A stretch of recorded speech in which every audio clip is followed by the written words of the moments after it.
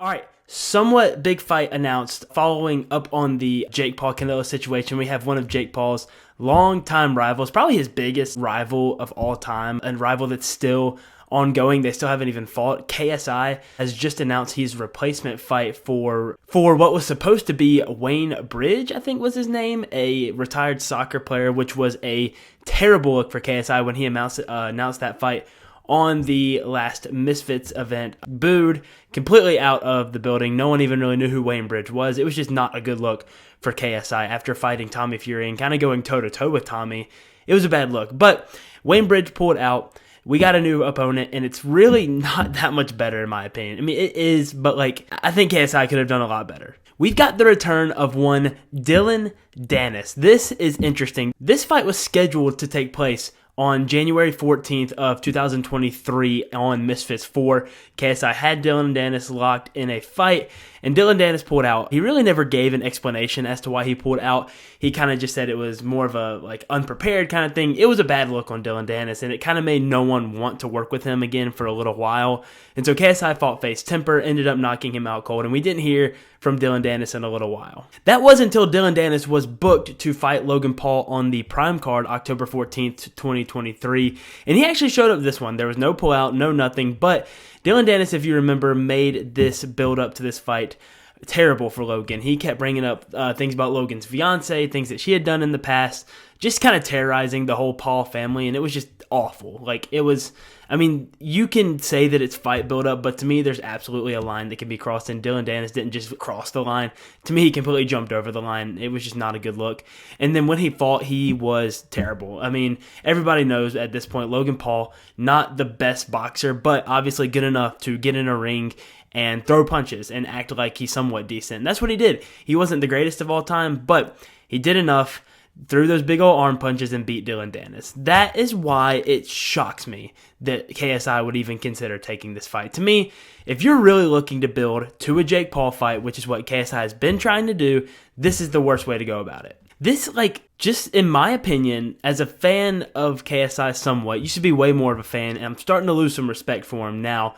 He's losing what made him so special in the first place, is that he would go and take on any challenge that not a lot of people would be willing to take. He used to do it back when he fought Joe Weller. Joe Weller was the athlete. KSI was not an athlete at all. He still took that challenge on, got good at boxing, and beat Joe Weller. Logan Paul, huge, big athlete, big puncher. No way he beats Logan, right? Draws him in Manchester and then beats him in LA in 2019 on November 9th. And KSI was the underdog in all three of those fights, and that's what we loved about JJ, is that he was the underdog and he didn't care. He was taking tough fights. It does not matter. But he's starting to lose some of that pizzazz. Like, when he came back in 2022, he fought Swarms and Pineda on the same night, which was, okay, fine. Give him his warm-up, and then let's jump into a hard fight. Then he books Dillon Danis, which for the time really wasn't a bad idea. No one had fought Dillon Danis yet. This was pre the Logan Paul fight. So, MMA fighter was kind of going along the same route that Jake did. Jake had just fought Anderson Silva, so KSI was booking Dillon Danis around that fight. So he's starting to play catch-up a little bit. Ends up having to fight face temper instead. Books Joe Fournier, which looked like a decent little fight. Joe Fournier, I think, was 9-1. Former international champion at that point. And no, Joe Fournier wasn't amazing, but he was a professional boxer. So KSI kept climbing up, ended up beating him, and then we get to the Tommy Fury fight. And again, this is one of those fights that JJ took where we didn't think he was going to win, but he was the underdog, and we loved that about him. And in my opinion, he beat Tommy Fury. I thought he won that fight. The judges gave it to Tommy. At this point, JJ needed to follow up with someone. It didn't even have to be as good as Tommy, but someone good. He needed to keep challenging himself. So to drop from Tommy Fury all the way down to Dillon Danis, it's not a great look. To me, it's like if Jake Paul lost to Tommy and then fell all the way back to Ben Askren. Whereas I've said, he took a Nate Diaz fight, which no, Nate Diaz wasn't the greatest in the world, but he was good enough to give Jake a tough challenge. Not as good as Tommy, but still a hard challenge for Jake. I think that's similar to what KSI should have done. And if you watch the Wade concept, he put this in a really good way. This is why we've got to stop comparing KSI to Jake Paul. We just have to. They're simply not on the same trajectory. KSI is looking for big fights. And is this a big fight? Yeah, somewhat, because I think Dillon's going to bring the show. I think Dillon's going to bring a good build-up. But he's not looking to be the greatest boxer in the world, KSI is. Jake is simply, whether you think he's going to get there or not, is totally up to you. It's your opinion, but that's what he wants. He wants to be the best in the world. He wants to be a world champion, and that's why you see Jake Paul taking fights like the Tommy Fury fight, the Woodley, the Silva fight. Like, he took all of these challenges before before KSI even considered taking MMA fighters, or before we even knew the blueprint to beating some of these fighters. These were big challenges. He fought Nate. He fought 2 professional boxers. Were they great? No, but they had good records at the time, 10-1 and then 17-2. Those are not bad records. Jake still took on a challenge and beat them. Mike Perry, the Mike Tyson fight, which is, I don't know. I mean, to me, that's like non-canon to his boxing career at this point. But, like, you can see the incremental growth in his career. You just don't really see that with KSI. He's just looking for big fight as he's chasing the Jake Paul fight, which is fine. But to me, if you're chasing the Jake Paul fight, fighting Dillon Danis to get ready for that is not the way to go. He could have fought some better options, in my opinion. I know he name-dropped a few people that denied it. I think he offered Jorge Masvidal, Nate Diaz, Tony Ferguson. There was one other name that he mentioned. I don't know, which is fine. But, like, Darren Till was right there. To me, Darren Till was the fight to make. I know Darren Till would have said yes, and you can't even make the southpaw argument because Dillon Danis is a southpaw, so clearly that's not an issue for those guys. I think they knew they were going to get beat by Darren Till, and that's why they didn't book that Darren Till fight. But maybe I could be wrong. I know that Alexis Dimitriadi out of Shoot Fighters, who is KSI's coach, is really the one making those calls. I don't know. I really think that they thought they were going to lose to Darren Till, or else to me they would have made that fight. To me, that's a really credible name, and if you beat him, you're skyrocketing up to Jake Paul level once again. Anyways, let's just talk about this fight. It's booked. We're getting it. Let's just talk about it. KSI destroys Dillon Danis. I don't think there's any arguing that. I don't know how else you can see this. Dillon didn't show an ounce of boxing skill against Logan Paul, but one thing he did show is that he's got a chin.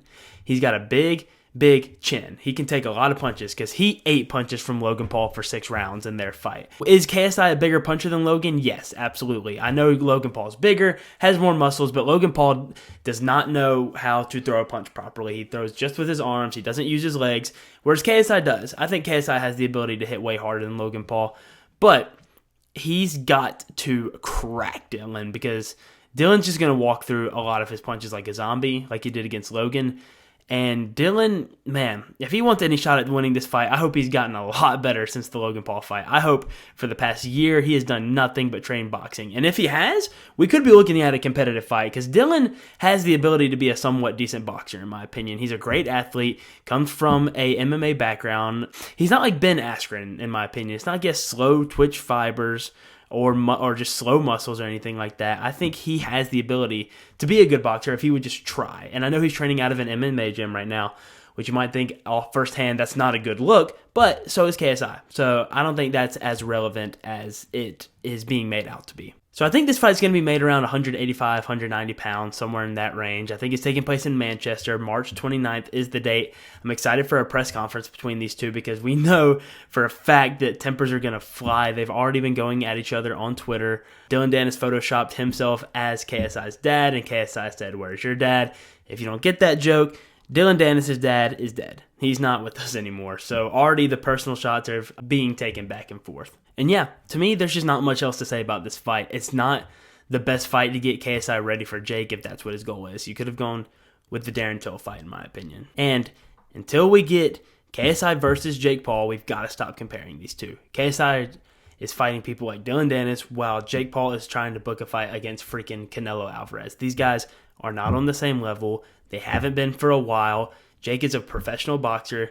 KSI is still a celebrity boxer. Like, I'm not saying this fight can't ever be competitive. I think it could be at some point, but right now it's just not. We got to stop comparing these two. They're on different trajectories, and it's not fair to try to hold KSI to the standard of Jake unless, and he kind of has done this, so maybe it is fair in a way to hold him to the standard of Jake. He keeps talking about Jake's opponents and how they're old MMA fighters, this, and that, and then he goes around and books Dillon Danis. Like, the whole thing is just not a good look.